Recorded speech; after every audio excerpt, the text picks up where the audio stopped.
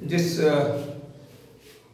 we so far we have discussed regarding the metallurgical process, concentration of the ore, conversion of carbonate ore or sulfide ore into the oxide form, reduction process. In spite of being the metal we obtained, yet it contains some impurities. So now, to get high purity of metal, there is a need to remove those impurities from the metals. Now once again, this removal of impurities from the metal depends on the nature of impurities as well as reactivity of metals. So once again, no single process can be employed in order to obtain high purity of metals, because we need high purity of metals for specific purpose, like in the field of medicine, in the research process, and many more, where we need high quality, high purity of metals. As for example, like a pig iron contain approximately 5% carbon. Apart from the carbon, sulfur, phosphorus, manganese. So this pig iron is a brittle in nature. This iron cannot be used in the construction of building, bridges, railway track due to its brittle nature. So it is essential to remove those elements which we call here as impurities. So similarly, all other metals have impurities which hamper the quality of the metal.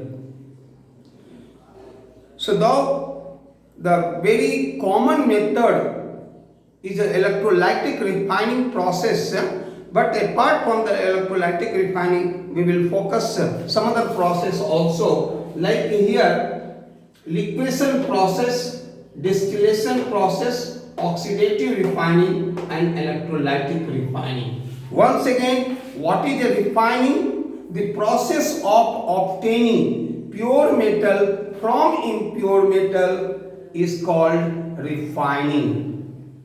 Process of obtaining pure metal from impure metal is called refining. So now let us talk about the liquefaction method. What is the liquefaction method? This process is employed for those metals which are easily fusible. It means the metals which have low melting point. Metals have low melting point, whereas impurities have comparatively, compared to metal, have higher melting point. So when the metals, impure metals are heated in a hearth, in a sloping hearth, metals are easily fused, whereas impurities do not fuse.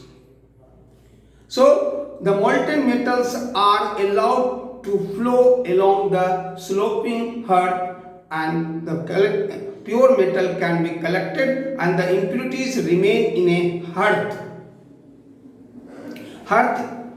that is made of either graphite or high quality metals container, in which the metals, impure metals, can be heated just above the melting point of the metals.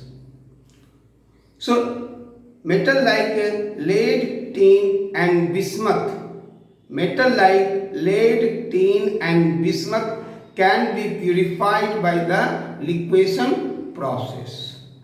Now, next come to the distillation process.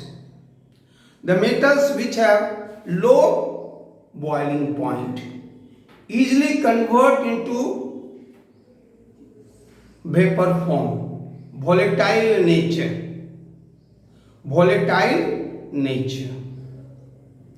can be collected, can be purified by the distillation process. So it means what? Metals are easily converted into vapor form, whereas impurities do not convert into vapor form. So when it is heated just above its boiling point, then the metal convert into vapor form, whereas the impurities remain in the container. So metal like zinc, cadmium and mercury, can be purified by the process called distillation process. Now next, oxidative refining. As I said, pig iron contain carbon, sulfur, phosphorus, manganese as impurities. Not only the iron but some other metal also can be refined by this process. In this process, what happens? Metal do not oxidize easily, but impurities oxidize easily. So when the air is blown in the furnace, then these impurities oxidize, but metal do not oxidize.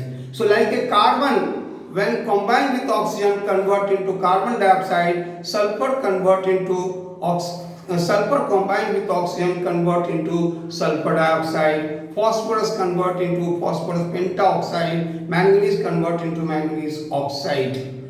So in this way impurities are removed and we get the pure metal with the higher percentage of purity. Next is electrolytic refining, that tomorrow we will discuss. Okay, till then, thank you, bye.